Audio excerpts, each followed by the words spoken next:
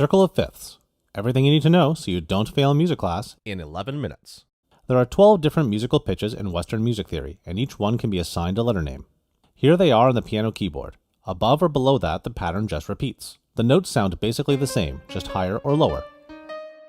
In addition to looking at and thinking of the letter names chromatically as they appear on the piano, we can also arrange them in this special pattern called the circle of fifths.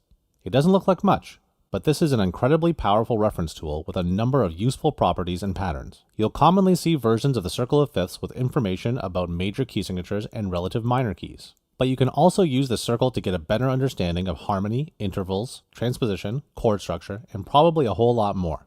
Honestly, the circle seems to have insights that just keep on giving.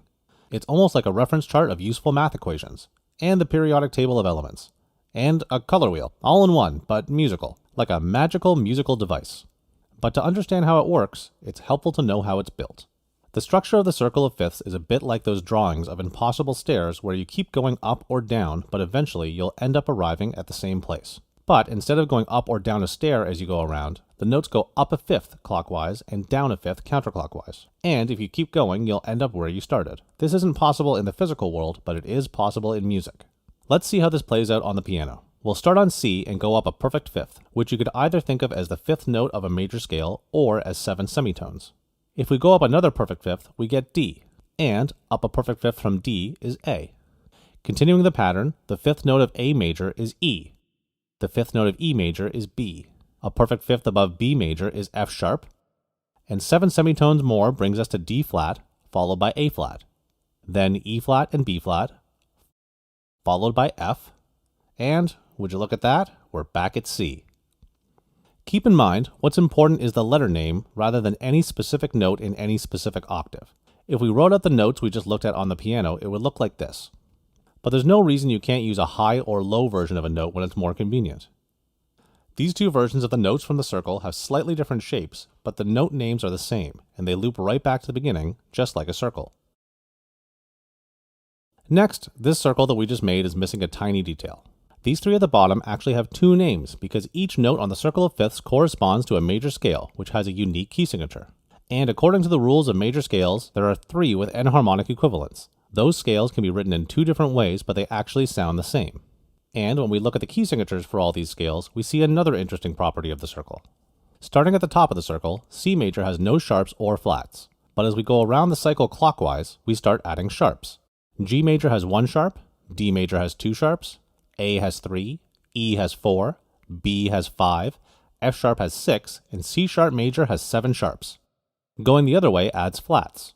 The key signature for F major has 1 flat, B flat has 2 flats, E flat has 3, A flat has 4, D flat has 5, G flat has 6, and C flat major has 7 flats. So all the sharp keys are on this side, and the number of sharps increases going clockwise, and all the flat keys are on this side, and the number of flats increase going counterclockwise. And all the ones that have 2 versions are here at the bottom, and the sharp and flat forms overlap perfectly. And since every major key shares a key signature with a relative minor key, you might also see some versions of the circle of fifths with the minor keys aligned with the relative major keys. And keen observers will also see that the order of sharps and flats is right here on the circle, clockwise for sharps and counterclockwise for flats. So it's pretty obvious that the circle of fifths is a useful reference tool since it shows all the major and minor key signatures. But why not just keep all that information in a list or a chart? Why does it have to be a circle, other than the fact that it's kind of neat? The reason for that has to do with all the other patterns that emerge on the circle that we mentioned earlier. Let's start with harmony.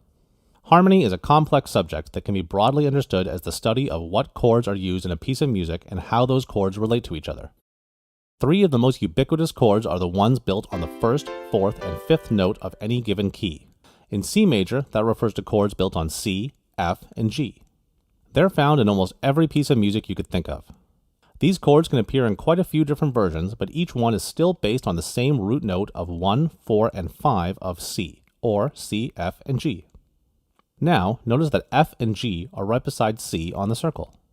For any key, the 4 chord is 1 step backwards on the circle, and the 5 chord is 1 step forwards. In E major, the 4 chord is A, and the 5 chord is B. In B flat major, the 4 chord is E flat, and the 5 chord is F. So, in addition to major and minor key signatures, the circle is also a great reference tool to quickly find chords related in any key. And it isn't just for show. You can hear how well these chords fit together. Listen as we move between C and its adjacent chords. We can hear how well they fit together and how much they ground us in C major. Even popping over to the A minor chord works pretty well too. Generally speaking, if you only move one step on the circle, the chords will sound pretty related to each other. Even just a two-step jump can sound a bit surprising compared to the adjacent chords. Each jump will have a unique character that might sound pretty good or pretty odd depending on the context. For the most part, as we move forward in musical history, the more comfortable composers and listeners would have been with larger jumps. Many of these sounds are interesting today, but would have been rare or unheard of at different points in musical history. Moving directly across the circle is a pretty odd sound, but it's possible to prepare the ear for that tonality by approaching one step at a time. Then, if you normalize that key by hanging around it for a while, the original key actually sounds kind of strange. But by moving stepwise, you can head to pretty much any chord you like, even all the way around the circle. And no single chord change sounded particularly strange. And you can certainly do this in either direction for a different flavor. Granted, it's rare to go all the way around the circle in a piece of music, but it's actually quite common while practicing. Many musicians practice chords, scales, and patterns through the entire cycle, like this pattern in C, followed by this pattern in F, then B flat, and so on. And there's utility to practice going in the other direction as well. That way, all the common movements around the circle from any point are familiar on your instrument. Next up is intervals. Think of the circle like a clock. We already know that moving one step clockwise is a perfect fifth up, and one step counterclockwise is a perfect fifth down.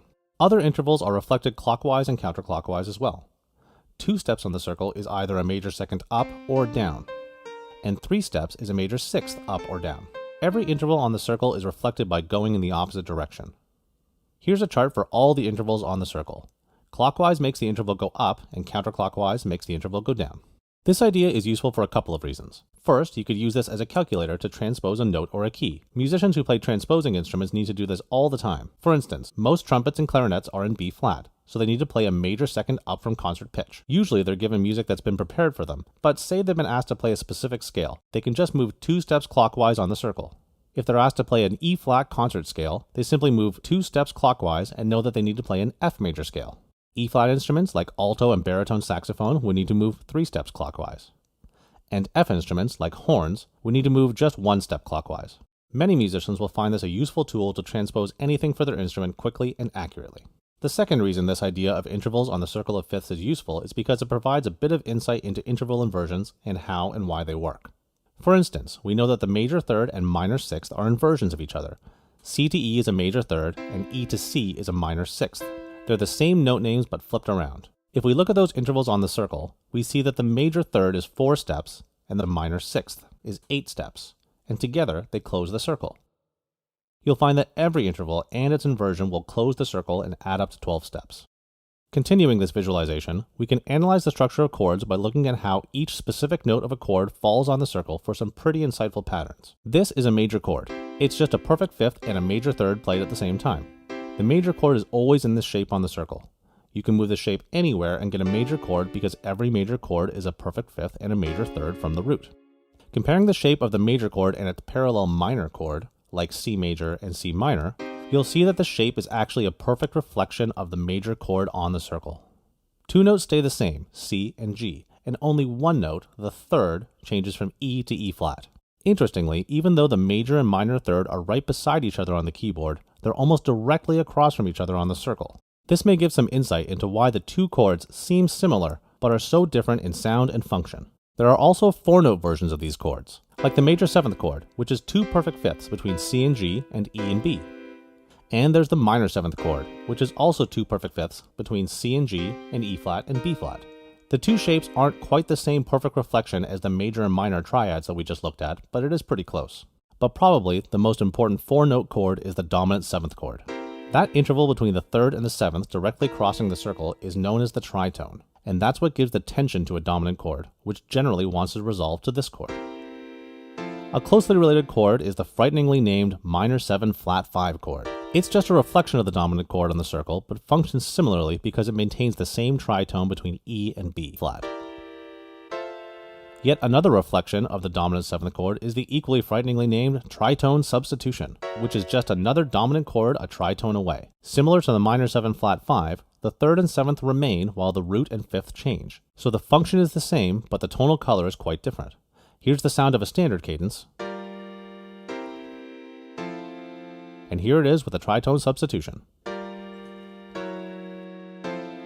Some chords have patterns that aren't spaced out at all, and have their notes right beside each other on the circle. A suspended 4 chord looks like this, and a suspended 2 chord is pretty similar but with a different flavor. The 6/9 chord pretty much just takes over one side of the circle entirely. Other chords have notes as far away from each other as possible on the circle. The diminished triad is sort of spooky sounding and makes this shape, and the diminished 7th chord fills in that last side of the circle. Finally, the augmented chord trisects the circle equally, with 3 notes that just can't get any further away from each other. Whether you're using the circle of fifths to learn and remember key